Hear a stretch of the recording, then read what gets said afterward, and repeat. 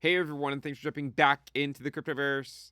Today, we're going to talk about Bitcoin, and we're going to be discussing the Fear and Greed Index. If you guys like the content, make sure you subscribe to the channel, give the video a thumbs up, and also check out the sale on Into the Cryptoverse Premium at intothecryptoverse.com. Let's go ahead and jump in. Now, I'm sure many of you guys are aware of where the Fear and Greed Index comes from, but if you are not aware, it comes from this website right here. I will link it in the description below in case you guys want to check it out. It essentially helps us get a better understanding as to where the market is at the current time in terms of how fearful is the market, how greedy is the market. Sometimes the market can seem greedy, but then it turns out if you go to the index, it's actually not. And then sometimes the market can seem fearful, but then if you go to the index, it's actually not. So I kind of like to look at this. You can see that today the market is in greed, not as elevated as it was last week when we were in extreme greed. Now, the Fear and Greed Index is made up of several different things, including volatility, market momentum and volume, social media, surveys, which says paused, dominance, and trends. So we spend a lot of time on this channel talking about dominance, right? Bitcoin dominance. We also spend some time talking about like social stuff, like the social risk, for instance. Um, we do discuss volatility as well. We'll occasionally look at the VIX if there's anything going on over there. We actually have a Bitcoin volatility chart that you can actually look at on the website. Let me just pull it up. Yeah, here it is, volatility. So we do track a lot of that stuff as well, but it just kind of this chart just goes to show you, how little volatility has actually been this cycle. Normally, you actually get a decent amount of volatility, but this cycle, the volatility has been really, really low. And you can actually see that I'm going off on a tangent, but you can actually see it if you look at like the amount of time since Bitcoin has gone up or dropped by a certain amount. I'm trying to remember what it was under time since.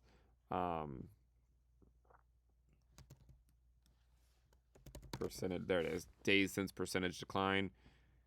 Yeah, it's been like 812 days since Bitcoin had a 30% drop. It has had a 30% drop last year when you measure it wick to wick, but from daily close to daily close, it has not had a 30% drop this cycle. In fact, it's been 812 days. Prior record was, right here at 430 days. So we track some of that stuff as well.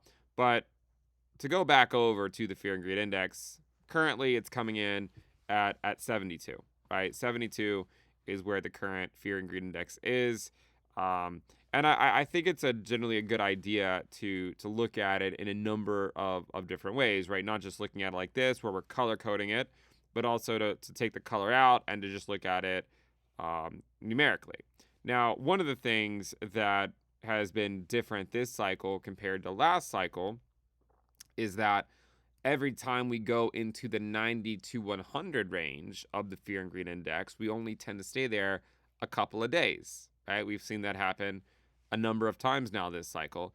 And one of the arguments that we put forth back in March of 2024 was that it was very likely similar to the 2019 top in the sense that it was sort of a mid-cycle top before a 6 to 9 month downtrend, right? And you can see it's very similar. Now, a lot of people keep wanting this, right? Because if you get something like this, then, obviously the market would go up really quickly, and then you would, the retail investors would finally get their coveted alt season that they've been calling for the last 3.5 years. But we basically have gotten, continued iterations of 2019 so far, and nothing more than that, where it just kind of goes up there for a day or two, and then the market cools off, and you don't really see that same type of parabolic rally that caused the Fear and Greed Index to stay in the 90s for the better part of at least a month, I believe, more or less. And I think one of the reasons why you potentially haven't had a similar type of rally like that is because the macro is very different, right? Instead of quantitative easing, back over here, we're in quantitative tightening, which is still similar to that one. So it's sort of like, it's more of like a painful process for people that have just been sticking with, micro caps or smaller market cap alts that haven't been performing. It's just sort of slowly watching the king, Bitcoin, do well, and everything else just kind of feed into Bitcoin. I know a lot of people call it, things like the meme coin super cycle and all that stuff, but the reality, sort of the harsh reality for a lot of those people, is that if you look at a chart like others Bitcoin, right? I sort of drew this out so you can see what I'm talking about. Basically, every time others Bitcoin, others is everything outside of the top 10 that they're at least tracking, divided by the Bitcoin market cap. Anytime it rallies, people are like, oh, it's alt season, but then it ends up just being a lower high.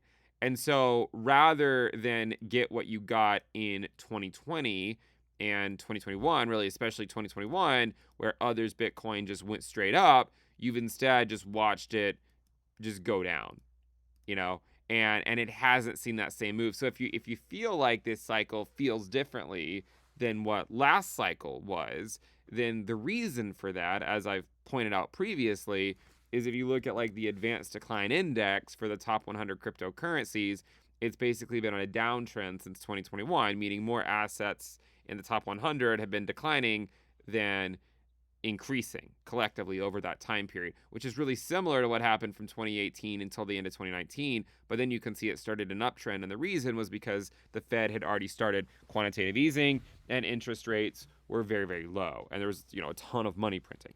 But you can see that this cycle has been a lot different than last cycle, right? And that's been pretty clear for a while, in fact. So just something to keep in mind. Because I think a lot of people think that this time is different in certain ways. But for Bitcoin, it really hasn't been that different. For the altcoin market, it has been different than what happened last, say, halving year, and even early on in the post-halving year, primarily because we're still in the sort of the monetary policy regime where we're in quantitative tightening. Now, that could end relatively soon. Who knows if the Fed will change their minds on the 29th. But I think that goes a little bit of ways into trying to describe or explain why the fear and greed index keeps stalling out in the 90s for just a day or two, right? And I mean, not to say that, it can't go, it can't go above 100, but it just stalls out after the first day or two of getting into the 90s, and it doesn't actually stay there like it did over here in 2020. If you just look at the raw values, you can see what I'm talking about, right? Then you can see how, like in 2020, the fear and greed index basically got up here into the 80s and 90s and stayed there for about 2 months or so before dropping. And that led to the alt season in 2021. But instead, this cycle, anytime it gets up there, and then just kind of fades back down, and we sort of lose that momentum that you would really need for alt season to actually occur. Now, I'm not saying that alts haven't done well. Some of them obviously have, and rest assured, I am not talking about your altcoin when I talk negatively about them, just everyone else's. My point here is just that, you haven't really seen the market get euphoric to the extent that it would need to allow charts like others divided by Bitcoin to actually go up in a durable way, right? They end up just keeps setting lower high after lower high after lower high. And the people that keep calling for alt season keep being wrong because they're still expecting this like they got in 2021, but instead they just keep getting lower highs. And I think the reason for that is because we just haven't seen that shift in monetary policy like we saw back in 2019. Another thing that I like to do is look at moving averages of this stuff, right? And one of the things you could maybe do is look at a 30-day EMA of the fear and greed index. And you can see actually that, back in 2023, the 30-day EMA of the fear and greed index reached about 60, 61, and then it cooled off.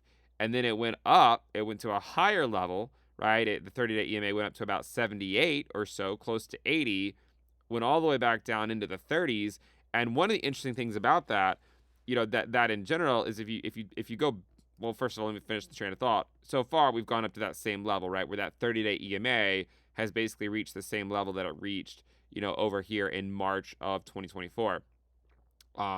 But the thing that I wanted to point out, if we take this moving average out of it and we just go back over here to the color code version, one of the things that we mentioned in March was that whenever you go to the 90 to 100 range, typically you find yourself back in the 20 range, less than 20, within a few months, right? Within a few months.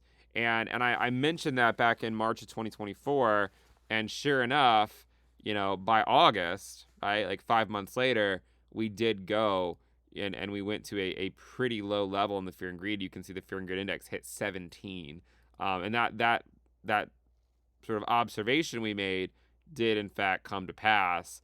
And you can see that that's basically happened every single time. And it doesn't mean the market can't go higher before it goes to those levels. You can see that in 2021 it did, and even in 2024 it did, and even here, right, it has. But the point is that, if things do get too euphoric for a while, then you can run it back the other way. Then people get fearful, right? And we just sort of keep ebbing and flowing from extreme greed to extreme fear.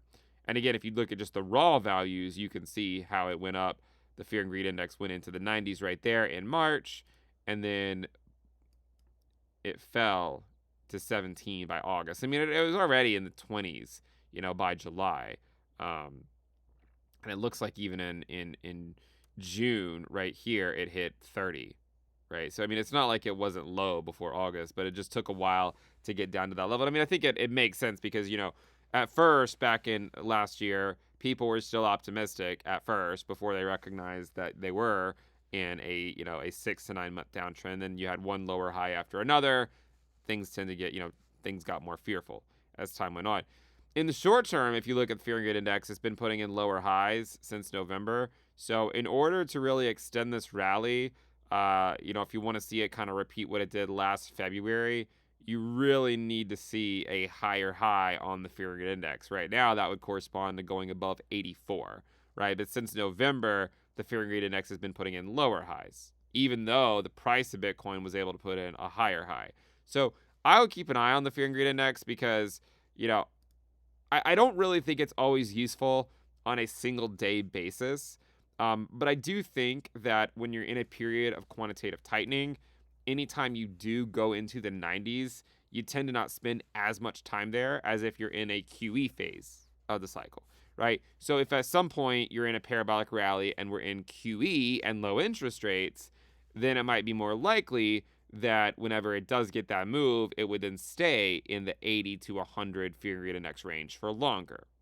But when you're in the quantitative tightening phase of the cycle, it just seems like it'll get up there for a little bit, but then it doesn't really extend the rally in the same way that we saw back over here in 2020. And again, I think the main difference is just monetary policy is very different, and monetary policy continues to be more similar to what was going on in 2019, and we got rate cuts back then too, and we saw that pivot from QT to QE in September of 2019. So again, I think we'll probably see something like that happen this year, the pivot by the Fed from quantitative tightening to quantitative easing.